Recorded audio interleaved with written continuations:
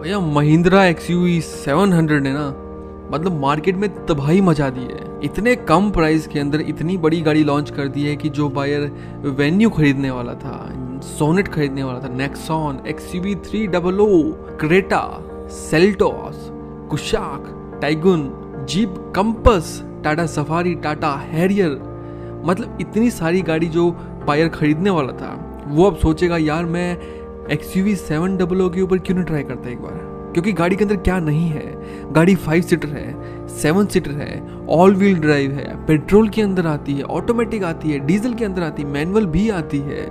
मतलब क्या क्या ऑप्शन नहीं है गाड़ी के अंदर, और इतने कम प्राइस के अंदर। मतलब महिंद्रा एंड महिंद्रा की जो स्ट्रेटजी है ना वो कंज्यूमर को समझ चुके हैं कि कंज्यूमर को चाहिए क्या। अभी तक आपने YouTube के ऊपर काफ़ी सारी वीडियोस देख ली होंगी कि महिंद्रा के आउटर में कैसा दिखता है, 700 के अंदर फीचर्स क्या क्या आते हैं। हमने जो वीडियो बनाई थी वो भी उसके फीचर्स के बारे में बताई थी और उसके प्राइसिंग के बारे में बताया था।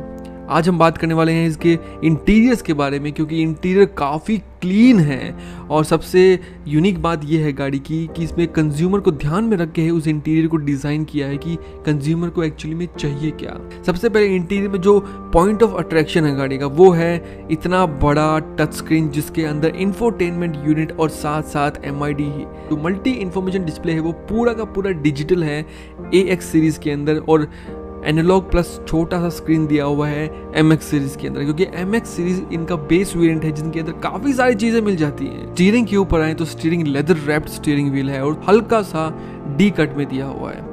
लेफ्ट साइड की तरफ इंफोटेनमेंट यूनिट कंट्रोल करने के लिए बटन है और राइट साइड की तरफ क्रूज कंट्रोल है। स्टीयरिंग व्हील के राइट साइड की तरफ नीचे में देखें तो एक तरफ हेडलाइट लेवलर दिया है और 2 बटन्स दिए गए हैं। ये थोड़ा सा ऑड लग रहा है कि इतने सारे बटन्स की जगह है, लेकिन वहाँ पर 2 बटन्स ही दिए गए हैं क्योंकि यहाँ पर पार्ट शेयरिंग काफ़ी ज़्यादा देखने को मिल रही है। तो वहाँ पर 2 बटन्स है, एक है हिल डिसेंट कंट्रोल को ऑन ऑफ करने का और दूसरा शायद क्लियरली दिखाई नहीं दे रहा लेकिन ट्रैक्शन कंट्रोल को ऑन ऑफ करने का ऑप्शन होगा। इसके डोर पैड्स की तरफ अगर आप देखेंगे तो वहाँ पर वुड फिनिश का इंटीरियर दिया गया है। साथ ही साथ जो डोर हैंडल्स हैं जो ओपनिंग एंड क्लोजिंग के लिए यूज किए जाते हैं वो क्रोम फिनिश के अंदर दिए गए हैं। डैशबोर्ड ट्राइटोन के अंदर दिया गया है, ऊपर ब्लैक, बीच में क्रीम कलर, उसके नीचे हल्का सा सिल्वर क्रोम कलर, उसके नीचे ब्लैक कलर।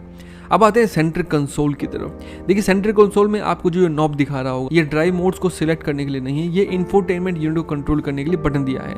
इसमें एक तरफ है म्यूजिक, एक तरफ होम बटन है, तो आप बटन दबाएंगे तो वो डिस्प्ले आपके इंफोटेनमेंट यूनिट के ऊपर आ जाएगा। इस गाड़ी के अंदर स्टार्टिंग से ही ऑटोमेटिक वेरिएंट आ रहा है, तो वहां पर इलेक्ट्रॉनिक पार्किंग ब्रेक भी आ रहा है, साथ ही साथ ऑटो होल्ड का ऑप्शन भी आ रहा है। सबसे अच्छी बात मुझे ये लगी गाड़ी के अंदर किसी वायरलेस चार्जिंग गाड़ी के अंदर दिया है और फोन को रखने के लिए एक बहुत ही प्यारी सी जगह दी है, वहां पर अपना फोन को स्लाइड कर सकते हैं। 2 USB चार्जिंग सॉकेट दिए हुए हैं। अब ये नहीं पता कि वो नॉर्मल USB है या फिर USB-C टाइप है, अब वो तो जब गाड़ी एक्चुअली में रिव्यूज आने स्टार्ट होंगे तब मालूम चल पाएगा। आगे बढ़ते हैं। AC जो कंट्रोल है वो आप 2 जगह से कंट्रोल कर सकते हैं, एक तो इंफोटेनमेंट यूनिट से कंट्रोल कर सकते हैं, दूसरा यहाँ पर जो बटन्स दिए हैं वही जो महिंद्रा थार के अंदर आते हैं वैसे ही कंट्रोल यूनिट यहाँ पर दी गई है। लेकिन इसके अंदर अलग क्या है, इसके अंदर ड्यूल जोन क्लाइमेट कंट्रोल है, यानी कि ड्राइवर की साइड अलग टेम्परेचर रख सकते हैं और जो पैसेंजर है उसकी साइड अलग टेम्परेचर रख सकते हैं। उसके नीचे अगर आप देखेंगे तो वही महिंद्रा थार जैसे ही एयरक्राफ्ट स्टाइल के बटन दिए हुए हैं। इसके अंदर पैसेंजर सीट बेल्ट को ऑफ करने का ऑप्शन है, क्यों? क्योंकि वो ऑल व्हील ड्राइव होने वाली है तो ऑफ रोडिंग के लिए लेके जाएंगे और मैक्सिमम टाइम पे हम सीट बेल्ट को ऑफ रखते हैं, इसलिए वहां पर सीट बेल्ट को ऑफ करने का ऑप्शन दिया। और काफी सारे बटन है जो अभी दिखाई दे नहीं रहे हैं। पेडल्स के बारे में बात करें तो काफी इंटेलिजेंटली जो डेड पेडल है उसको कर्व में देके अच्छे से रखा गया है ताकि जो ड्राइवर है उसको फटीग ना हो और पैर रखने में आसानी हो। आजकल गाड़ी में होता क्या है कि डेड पेडल सिर्फ डेड पेडल का नाम होता है, वो कोने में सेट कर दिया जाता है, चाहे वो कन्वीनियंट हो भी या नहीं भी हो। AC वेंट के बारे में बात करें तो AC वेंट काफी क्लीन है, कोई हैंकी पैंकी डिजाइन नहीं दिया है, चारों के चारों AC वेंट्स काफी क्लीन दिखाई दे रहे हैं। सेंटर में आप देख पा रहे होंगे एक आर्म रेस्ट दिया गया है, साथ ही साथ उसके अंदर एक एयर प्यूरिफायर भी दिया गया है। उसके नीचे पता नहीं स्टोरेज का ऑप्शन है कि नहीं है। फ्रंट डैशबोर्ड में आप देख पा रहे होंगे वहां पर एक सब वूफर की जगह दी गई है। अब इसके इंफोटेनमेंट यूनिट के बारे में बात करें तो वहां पर आप ऐप्स को डाउनलोड करके इंस्टॉल भी कर सकते हैं। अब ये किस तरह से होगा वो तो एक्चुअली में जब आएंगे तभी मालूम चलेगा। साथ साथ इसमें इमेजेस भी देखे जा सकते हैं। जो ड्राइवर साइड का डोर हैंडल है उसके ऊपर मेमोरी फंक्शन दिया गया है, यानी कि 3 ड्राइवर्स तक सीट की पोजीशन को मेमोराइज कर सकते हैं। आपके पापा आए, उन्होंने अलग सीट एडजस्टमेंट किया, उनकी हाइट लंबी थी। आपकी मम्मी आई, उनकी हाइट अलग है तो उन्होंने 2 नंबर दबाया, और आप आए, आपकी हाइट थोड़ी अलग है, उसके हिसाब से इसको एडजस्ट किया जा सकता है। जैसा कि मैंने आपको बताया था कि जो इंफोटेनमेंट है वो क्या MID से इंटरेक्ट कर पाएगा, जी हाँ, थोड़ा मोड़ा कर सकते हैं। जैसे कि जो नेविगेशन है उसको इंफोटेनमेंट यूनिट से निकाल के जो ड्राइवर के सामने MID है, जहाँ पर हमारे स्पीडोमीटर होते हैं और जो RPM है, उन दोनों के बीच में एक नेविगेशन दिखाई देने लग जाएगा। तो ये काफ़ी कूल फीचर है। साथ साथ ब्रिंग योर ओन डिवाइस करके एक फीचर है जिसमें हम अपने स्मार्टफोन में जो भी चल रहा है, जो भी कोई वीडियो चल रही है या फिर कुछ भी चल रहा है, उसको कास्ट कर सकते हैं डायरेक्टली XUV 700 के स्क्रीन के ऊपर। तो यानी कि कुछ भी देख सकते हैं यार इसके ऊपर। जो ड्राइवर साइड में मेमोरी सीट फंक्शन है उसमें एक वेलकम रिट्रैक्ट भी है, यानी जैसे ही ड्राइवर दरवाजा खोलेगा सीट अपने आप पीछे हो जाएगी ताकि ड्राइवर आराम से बैठ सके, और जैसे ड्राइवर बैठेगा सीट अपनी पोजीशन दोबारा ले लेगी।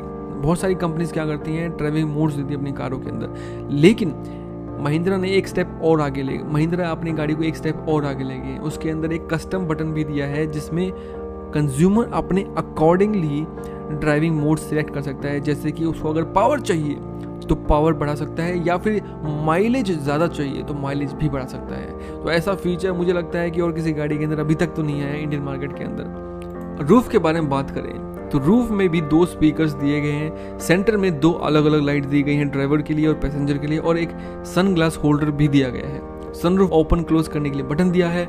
इसके अंदर एडवांस ड्राइवर सिस्टम है, तो उसके जो सेंसर्स हैं वो IRVM के ऊपर दिए गए हैं ताकि इमरजेंसी में ब्रेक लगाए जा सके, जो सिस्टम अपने आप लगाता है।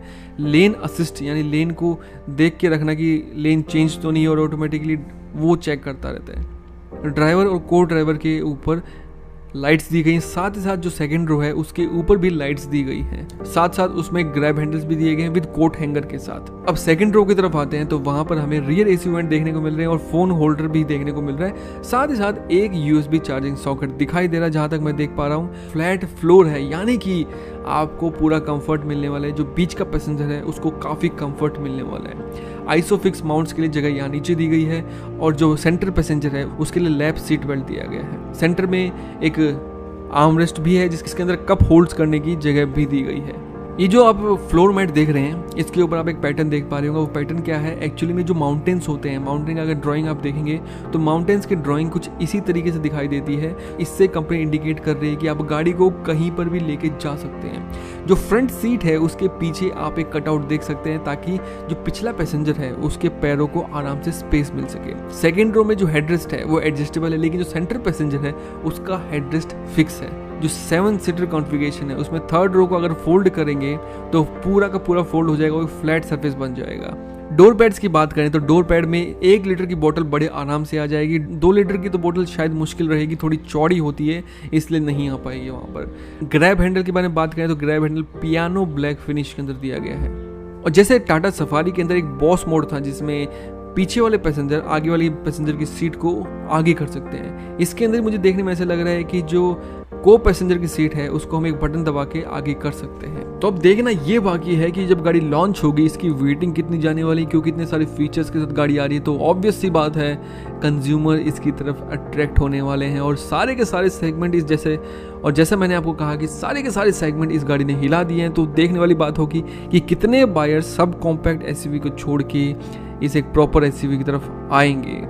और अगर ये गाड़ी सक्सेसफुल रहती है मार्केट के अंदर तो ये अपनी गाड़ियों को ही टक्कर देने वाली है। XUV 300 को टक्कर देने वाली है, महिंद्रा बोलेरो नियो को टक्कर देने वाली है, XUV 500 को टक्कर देने वाली है। हालांकि XUV 500 का जो प्रोडक्शन है वो बंद हो चुका है और जितना स्टॉक है बस वही क्लियर किया जा रहा है।